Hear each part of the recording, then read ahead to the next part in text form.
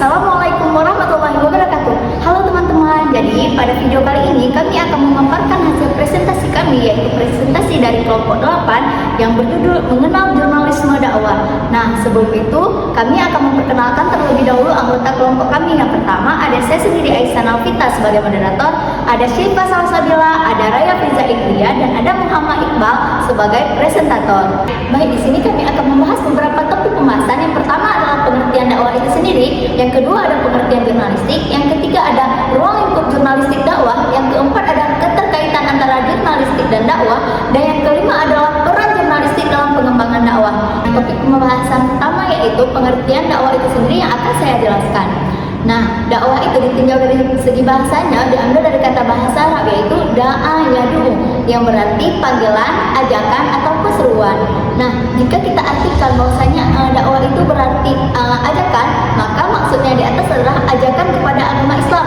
Begitu juga jika kita artikan bahwa dakwah itu adalah seruan, maka maksud dari pengertian di atas adalah seruan kepada ajaran Islam. Baik, materi selanjutnya akan dipaparkan oleh Muhammad Iqbal. Bismillahirrahmanirrahim. Saya Muhammad Iqbal. Di sini saya akan menjelaskan pengertian daripada jurnalistik dakwah.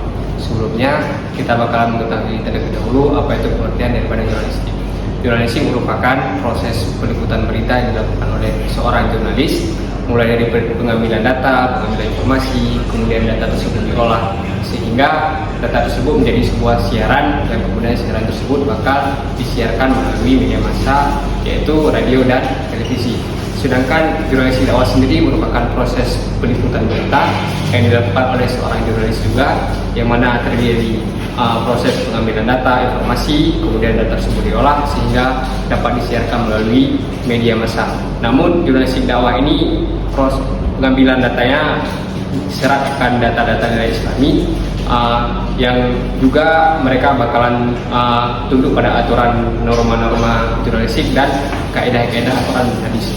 Jurnalistik dakwah sendiri disebut juga dengan jurnalistik Islami, yang mana tujuannya itu menyiarkan syiar-syiar Islam sehingga umat-umat Islam lainnya dapat mengetahui berbagai aturan ataupun nilai-nilai Islami. Dan seorang jurnalis dakwah sendiri juga dituntut untuk memiliki sifat sidik, sifat amanah, tabligh, dan patanah. Sekian dari saya kembalikan kepada moderator.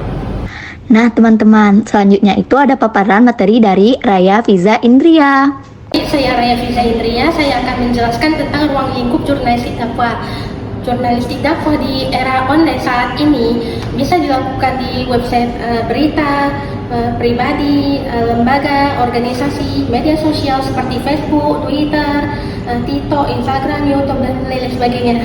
Jurnalistik dakwah itu nggak cuma dari berkembang dari segi formatnya aja, tetapi disebut dengan objek dakwah yang disebut dengan audiens yang sangat banyak, seperti pengguna internet yang baik bersifat global maupun universal.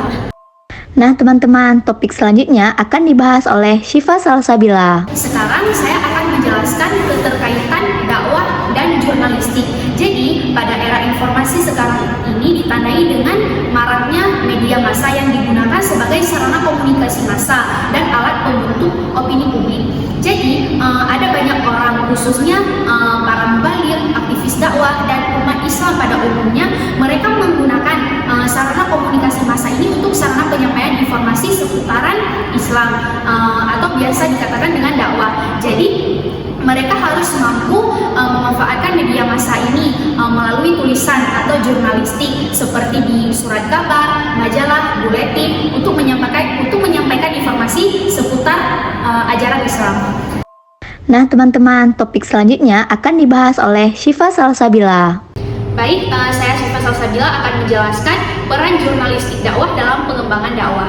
Jadi di sini peran jurnalis muslim atau jurnalistik dakwah di dalam pengembangan dakwah ini yaitu untuk sebagai peluang sarana untuk berdakwah, dan selain sebagai alat informasi, pendidikan, dan hiburan, bisa juga untuk pembimbing rohani atau pembawa informasi yang berkaitan dengan amar ma'ruf nahi mungkar. Jadi di sini ada beberapa peran dari jurnalis muslim dan jurnalistik dakwah ini dalam pengembangan dakwah. Jadi di sini ada beberapa peran jurnalistik dakwah atau jurnalis muslim yang harus dikembangkan di dalam umat Islam ini sendiri. Jadi yang pertama itu ada sebagai pendidik.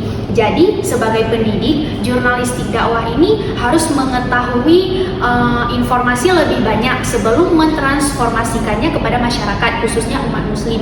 Dan yang harus ditekankan di sini yaitu sebagai pendidik, jurnalis muslim ini harus mendidik umat-umatnya agar melaksanakan perintahnya dan menjauhi larangannya Allah Subhanahu wa Ta'ala. Yang kedua ada sebagai pelurus informasi.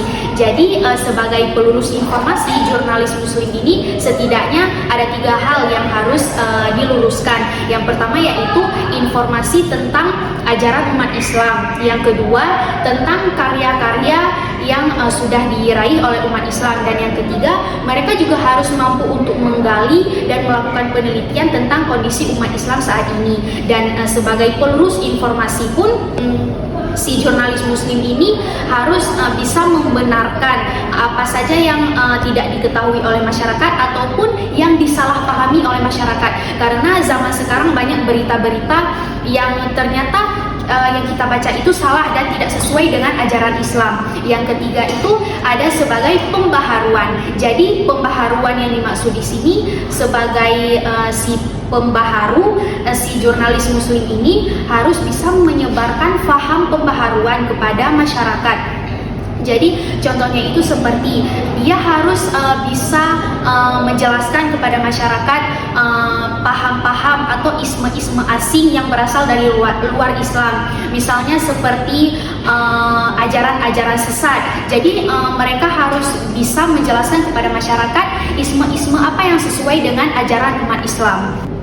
Jadi peran yang keempat ini yaitu sebagai pemersatu. Jadi di dalam menjalankan tugasnya sebagai pemersatu, jurnalis muslim ini harus mampu mempersatukan umat Islam, bukan malah menimbulkan perpecahan antara umat Islam. Jadi di sini jurnalis muslim ini harus menerapkan kode jurnalistiknya dengan menyajikan 2 sisi pandangan.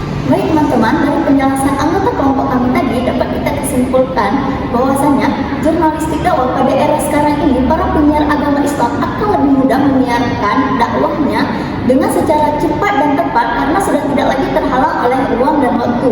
Para jurnalistik dakwah juga dapat memaksimalkan perannya untuk mengimbangi peta dakwah di dunia pada era sekarang ini.